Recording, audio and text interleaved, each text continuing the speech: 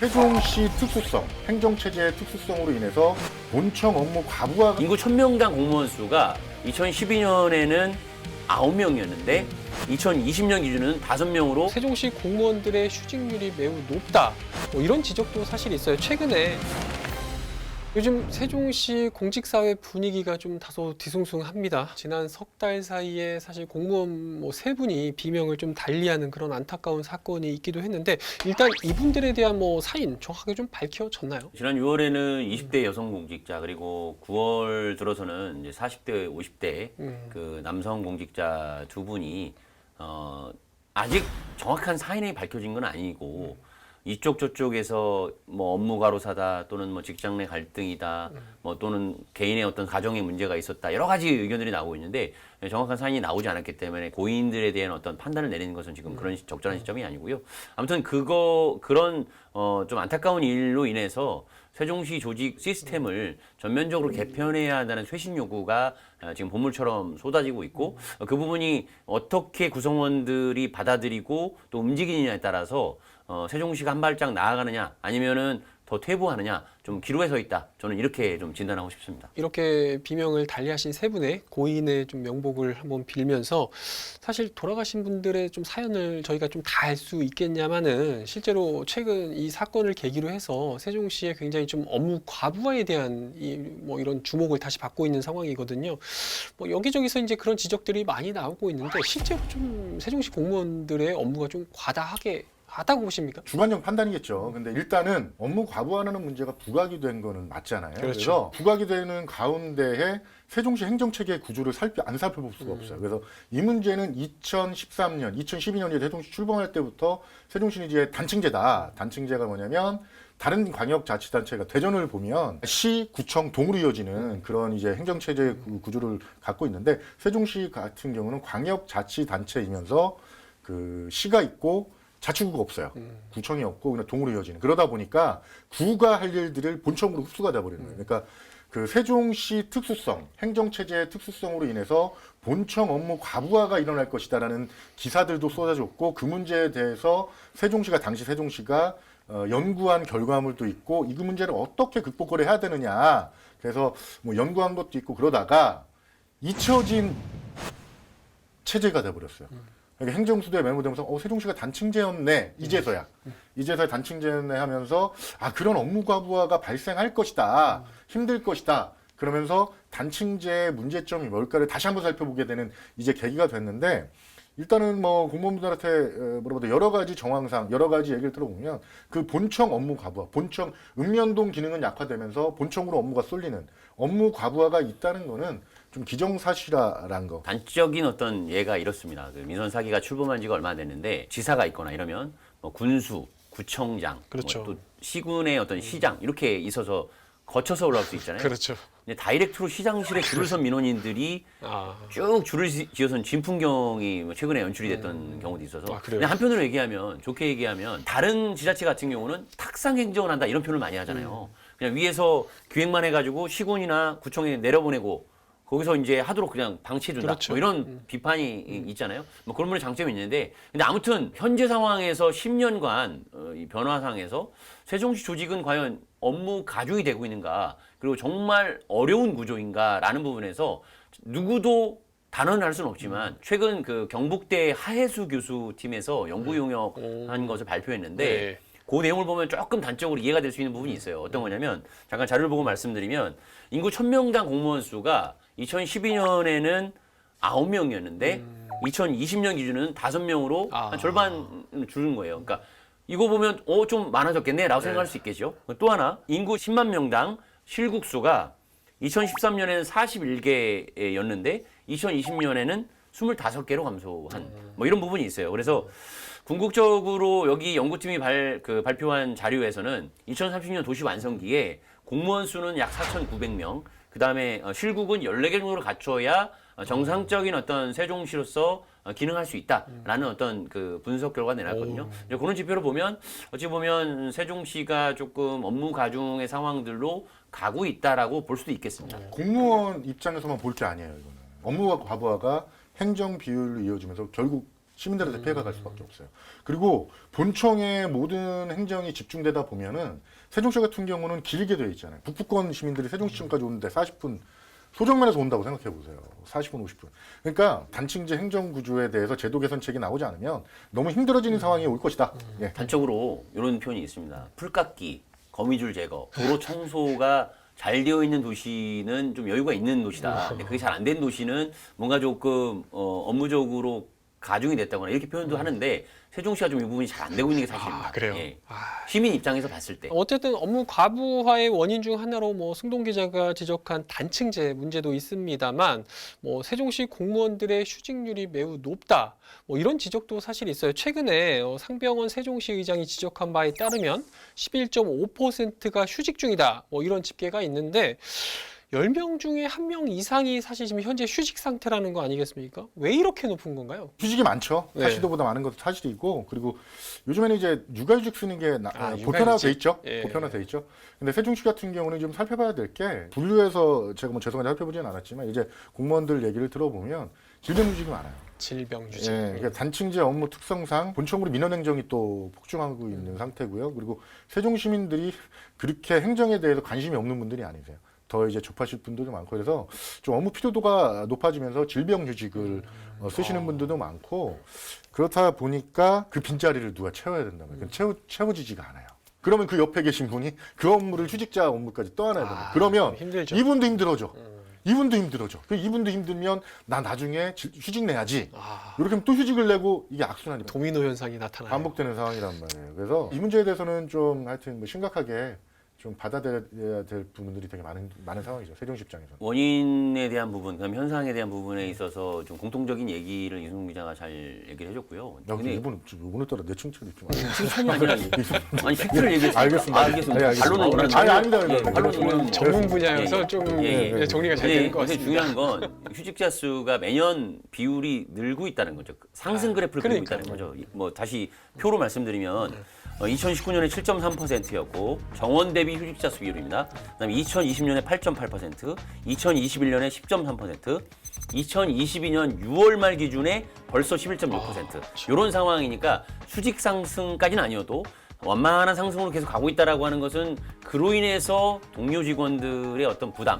만약에 그 대체 인력들이 빠르게 또 채용이 되면 되는데 정규직 채용이 좀 어려운 상황이다 보니까 한시직을 공모해도 잘 오지 않는 이런 상황들. 더더군다나 하위직 8, 9급 공직자들이 최근 5년간에 9급이 30명이 그만두는 상황도 있거든요. 이런 부분들도 있기 때문에 전체적으로 뭔가 위기라는 부분으로 인식해도 괜찮을 지표다라고 생각이 됩니다. 최민호 시장이 취임한 지가 한 100일이 이제 조금 넘은 시점인데 사실 좀 당황스러울 것도 같아요. 뭐 본인이 취임하기 바로 직전부터 해서 여러 뭐 세 분의 이런 극단적인 선택도 있었고 또 최근에 들어서 이런 뭐 단층제라든가 여러 가지 조직의 문제점들이 이제 드러나기 시작하면서 여러 가지 개선해야 된다라는 목소리도 굉장히 크고 굉장히 좀 당혹스럽지 않을까라는 또 생각을 한편으로는 가져보는데 그렇기 때문에 또 발빠르게 대응을 해서 뭐 관련 조직 문화 혁신 TF를 만들어서 몇 가지 좀 대책을 내놨다고 해요. 어떤 점들이 있었죠? 저 같은 경우는 이게 대책이 되나 뭐 일단 싶어요. 한번 짚어주시죠.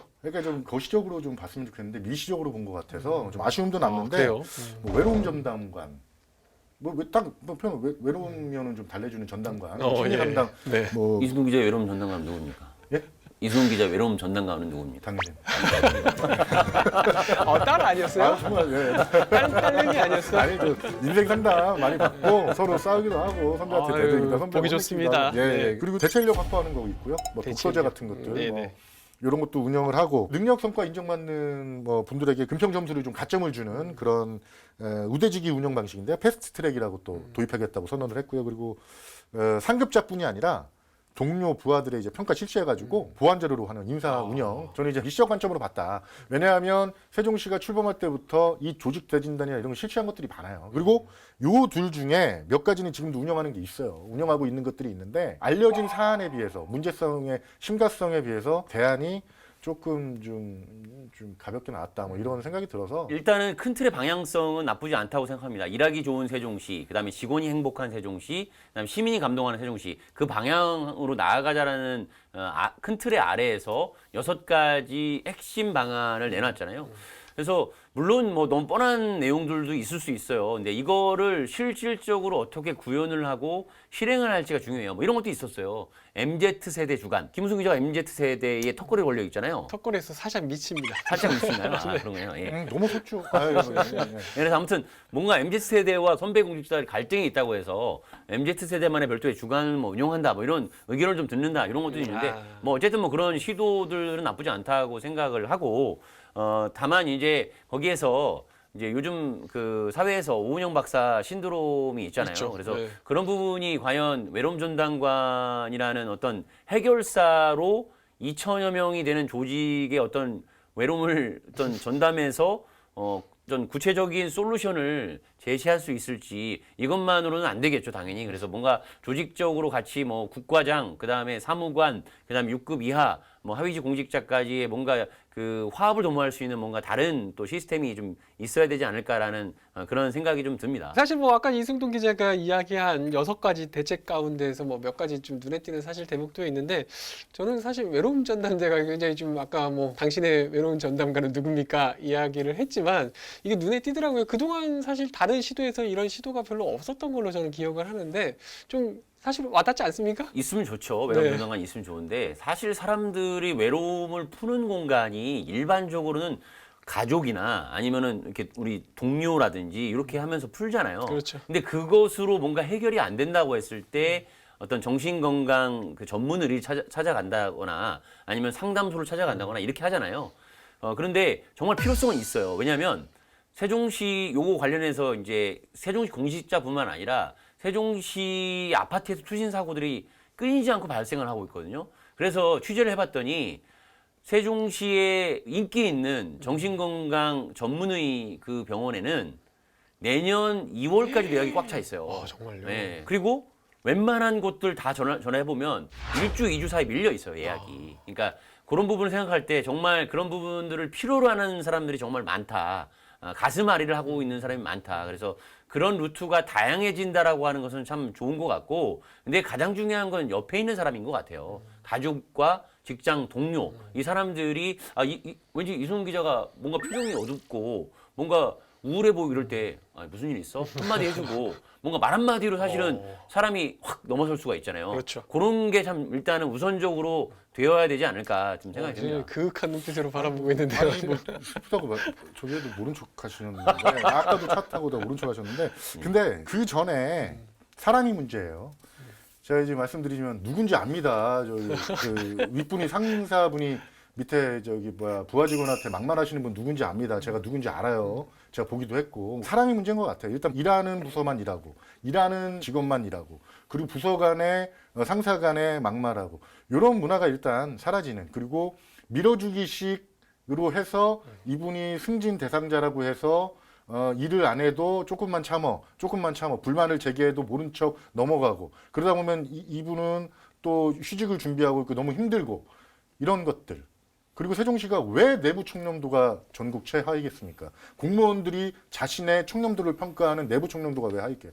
그러니까 일단은 세종시 내부에서 그 분위기를 만들어주는 자체가 가장 중요하죠. 그래서 이제 외로움 전담관제 같은 경우는 좀 개인적으로 굉장히 좋다고 봅니다. 근데 다만 이제 좀 하나 저는 약간은 좀 의아했던 게 아까 이제 이승동 기자께서 이야기한 패스트 트랙 같은 거 보면 중요하거나 경무직위에 있는 직원들에게 금평에서 가점을 준다 이렇게 돼 있는데 사실 본인이 하고 있는 일이 가장 좀 힘든 거 아니겠어요? 자칫 이게 잘못 흘러갔을 때는 내부 불만을 더 키울 수 있는 제도가 되지 않을까 하는 걱정도 한편으로 드는데 어떻게 보세요? 절대적으로 맞죠. 너무 쉽게 인정을 누가 어떻게 아니 그게 아니라 이거를 누가 어떻게 평가하냐 이거예요. 그쵸. 주관적으로 이건 부작용을 또 발생시킬 수 있는 것도 있고요. 여기로 하여금 또 한 번 휴직 발생 요인이 될 수 있는 그런 요인이 있기 때문에요. 이거는 좀 신중하게 접근해야 될 필요가 있고요. 이런 면에서 제가 니시적으로 접근해서 이런 대책들이 나왔다 말씀을 드리는 거예요. 일반적으로는 그렇잖아요. 이제 어떤 세종시의 현안, 정책에 의해서 심각한 갈등을 빚고 있는 그런 부서라든지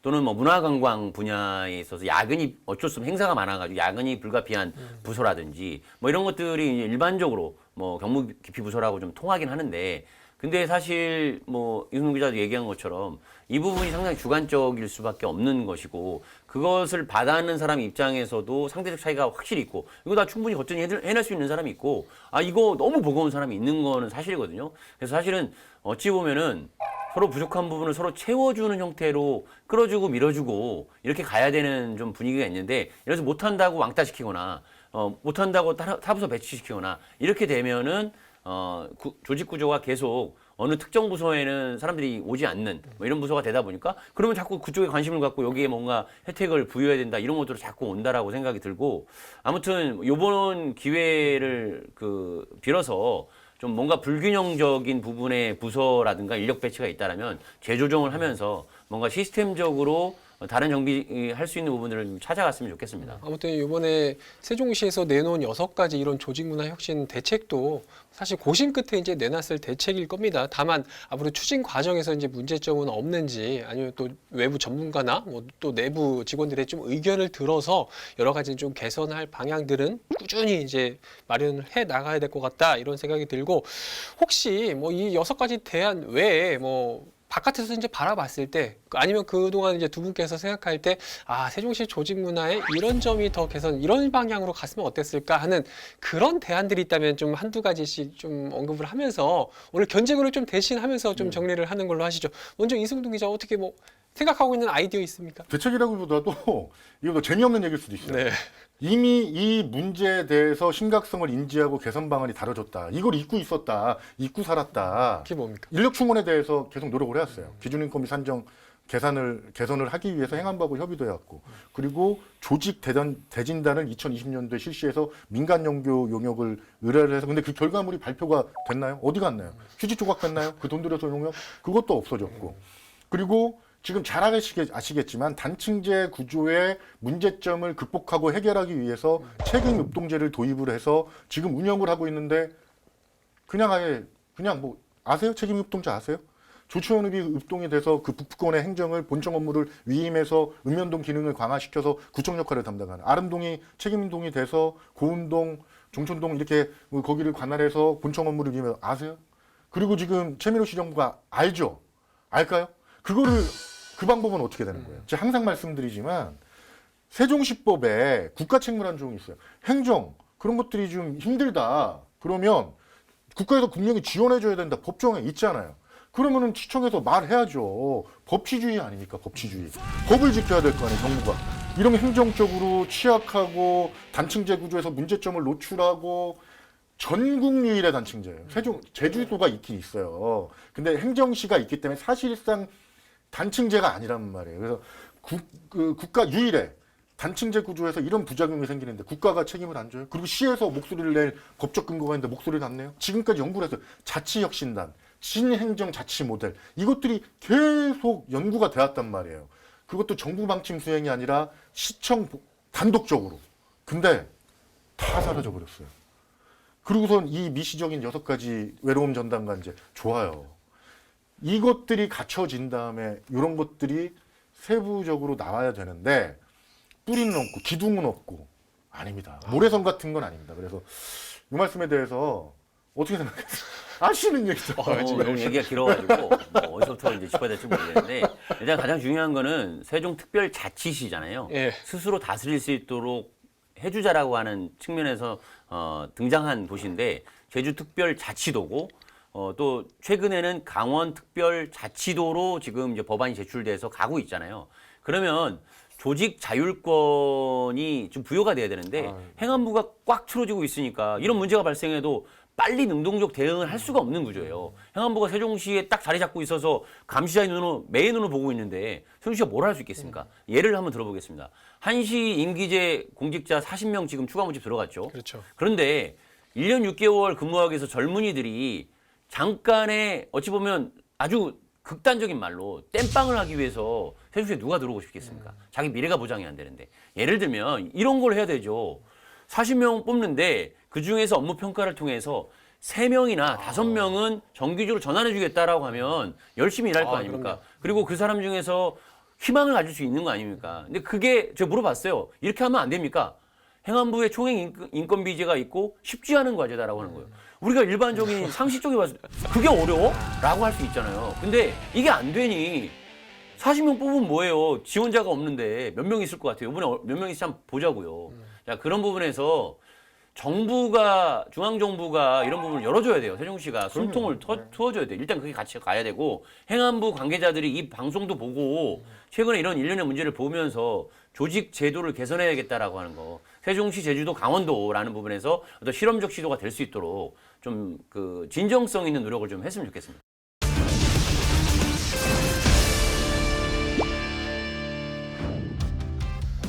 사실 잠자는 시간을 빼면 가정보단 직장에서 더 많은 시간을 보내는 것이 보통인데요. 그만큼 직장 생활이 즐거워야 일상이 더 행복해지리라고 생각됩니다.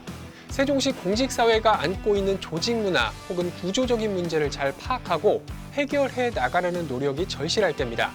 이상으로 시사토크 견제구 마칩니다. 시청해주신 여러분 고맙습니다.